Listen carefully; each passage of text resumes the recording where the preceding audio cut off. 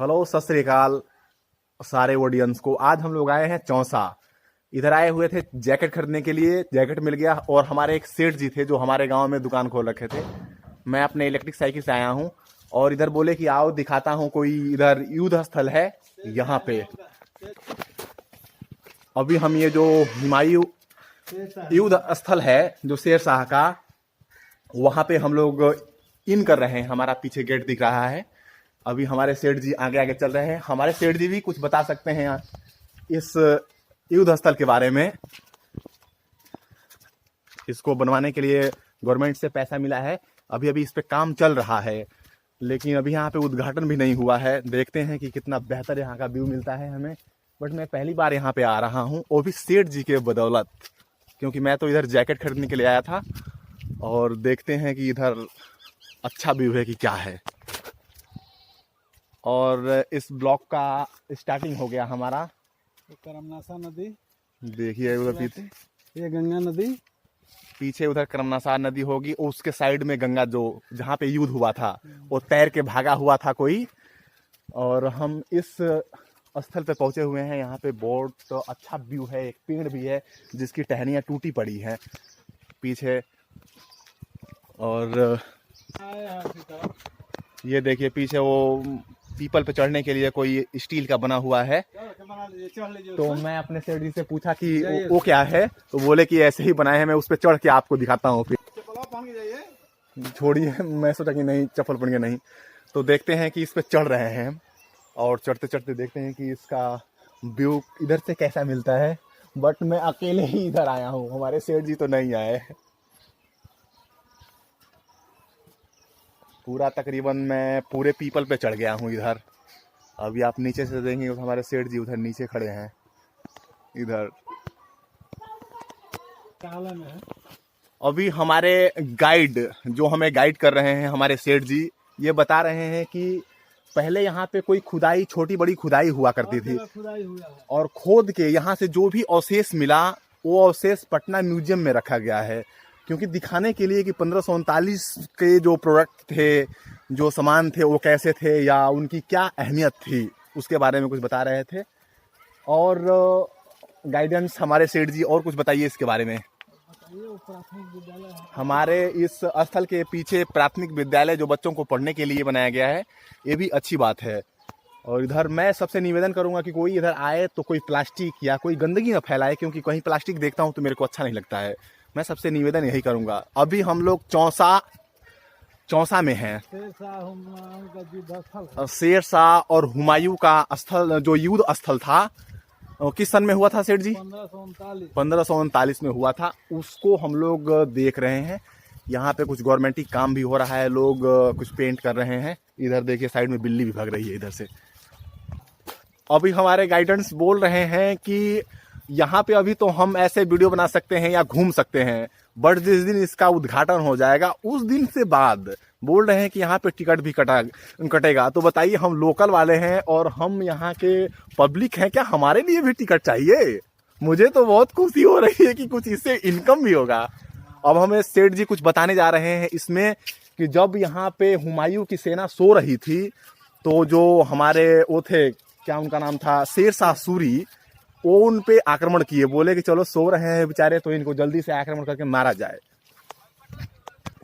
हाँ सेठ जी, इसके बारे में कुछ बताइए। जैसे पहले ये कितना था? आगे से था एकदम, गंगा नदी जैसे उधर से बह रही थी। हमारे गाइडेंस बता रहे हैं कि जो हमारा ये युद्ध स्थल अभी इतना छोटा में बना हुआ है, पहले इतना नहीं था। अभी हमारी गंगा यहाँ से तकरीबन उत्तर प्रदेश के बीरपुर जो है, बीरपुर के साइड तक ये था। बट हमें कुछ इतना ही जमीन मिला है, तो हम सोच रहे हैं इसको इतना ही बनाया जाए। फिर इसलिए अभी आपको मैं एक चीज और सुनाता हूँ, इसमें पढ़ के आपको दिखाता हूँ। हमारे गाइडेंस भी हैं और इसको पढ़ते हैं हम। चौसा की लड़ाई। ग्राम चौसा वर्तमान में बक्सर शहर से 10 किलोमीटर पश्चिम करमनासा नदी के पूर्वी तट पर अवस्थित है। यह ग्राम चौसा की लड़ाई के लिए प्रसिद्ध है। चौसा की लड़ाई हुमायूं और शेर शाह के बीच 25 जून 1539 को हुई थी। शेर शाह ने असावधान हुमायूं की सेना पर रात्रि में आक्रमण कर दिया। आप समझ सकते हैं कि मैं क्या कह रहा हूं। लोग आज क्या गलत हैं, लोग पहले भी गलत थे कि अगर जो सो रहा है उसे उसी समय मार दिया जाए। हुमायूं को इसी तरह शेरशाह ने मारा। आते हैं नीचे। मुगल सेना इस अचानक आक्रमण का सामना नहीं कर सकी एवं युद्ध स्थल में मुंह की खानी पड़ी। इस लड़ाई में हुमायूं अपनी जान बचाने के लिए गंगा नदी में कूद गया। अगर जो कूदता नहीं तो क्या होता, मारा जाता बेचारा। सिक्का कौन चलवाता। नीचे आते हैं। 64 ग्राम का ही निजाम नामक भिस्ती ने मशक के सहारे बादशाह हुमायूं को गंगा नदी तैर कर पार कराया तथा हुमायूं की जान बचाई। समझ रहे हैं क्या? कोई भिस्ती का मतलब मलाह, कोई मलाह उसकी जान बचाया, उसे तैराया, तैराने के बाद पार कराया, पार कराने के बाद बादशाह की जान बचाई। अपनी प्राण रक्षा के बदले हुमायूं ने अपने प्राण रक्षा के बदले भिस्ती निजाम को दिल्ली की गद्दी पर आधे दिन के लिए ताजपोशी कर दिया। इस आधे दिन की बादशाह के दौरान निजाम ने पूरे देश में चमड़े का सिक्का चलवाया। अब बताइए, वो कहते हैं ना कि जहां पेड़ रुख वहां रेड़ प्रधान। और एक कहावत है कि अगर जो शेर जंगल में नहीं है ना तो गीदड़े शेर समझने लगते हैं। अब किसी मलाह को एक दिन का राजा बनाया तो चमड़े का सिक्का बनवा दिया। अरे भैया, सोना का सिक्का बनवाना चाहिए। आते हैं नीचे। चमड़े का सिक्का चलाया। इस लड़ाई में लगभग 8000 मुगल सैनिक एवं अमीर मारे गए तथा हुमायूं की प्रतिष्ठा को बहुत आघात पहुंची। दूसरी तरफ यह युद्ध शेरशाह के उत्थान में मील का पत्थर साबित हुआ। जो हम जिस पे पढ़ रहे हैं उसके बारे में बता रहा है कि जो भी चीज हुआ है हम इस पत्थर पे लेखित कर दिए गए। अब इसके नीचे क्या है सेठ जी? हाँ जी, अभी हमारे गाइडेंस बता रहे हैं कि अभी इसका पूरा काम नहीं हुआ है।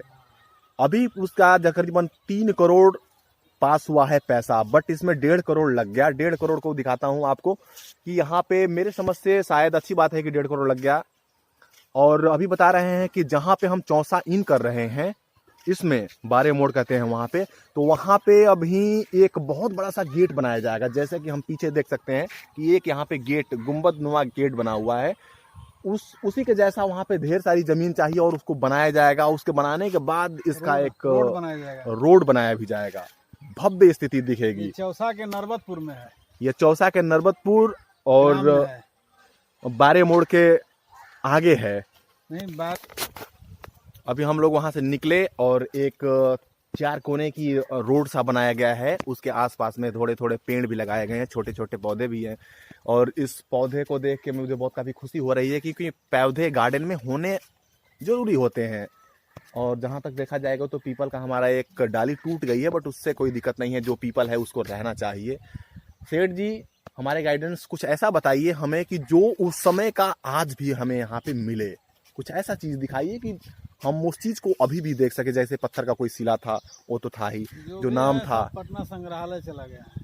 अभी हमारे गाइडेंस बता रहे हैं कि यहाँ पे चोरी होने के कारण या बिखरने के कारण यहाँ पे न रख के पटना संग्रहालय में कर दिया गया है। हम कभी कोई दूसरी वीडियो बनाएंगे तो पटना में बनाएंगे, इसके माध्यम से आपको दिखाएंगे। हमारे ब्लॉग में अभी जितना ऐड हो रहा है हम उसको ऐड करेंगे। फोटो ले लीजिए। यहाँ पे एक चीज मैं और देखा, हमारे गाइडेंस सेठ जी बताए कि यहाँ पे अभी काम चालू हुआ है जब भी 2 सिक्योरिटी गार्ड रखे गए हैं, बट मैं उन सिक्योरिटी गार्ड को नहीं दिखा सकता आपको, आप हमें ही देखिए। तो इससे ये पता लगता है कि इस काम को कुछ ध्यान में रख के बनाया जा रहा है कि बंदे यहाँ पे कोई उदंड न करें, कोई बच्चे कोई सामान इधर उधर न ले जाएं। अब हम गेट के सीधे बीचों बीच आ गए हैं। जो ऊपर गुंबद सा दिख रहा था उसी में हम लोग हैं। हमारे गाइडेंस अब इस गेट से बाहर निकल रहे हैं, हम भी निकलेंगे। और देखिए, मैं कह रहा था ना कि जब ये जिस दिन इसका उद्घाटन होगा उस दिन यहाँ पे टिकट भी बिकेगा। अभी आपको दिखाता हूँ कि इधर पीछे टिकट काउंटर है। कभी हम लोग आएंगे जिस दिन टिकट बिकता होगा उस दिन भी वीडियो बनाएंगे इधर। अभी हम लोग यहाँ पे ब्लॉग बंद करते हैं, हमारा ब्लॉग खत्म। अब इसको यहीं पे छोड़ देते हैं। आते हैं हम अपने सेठ जी के पास।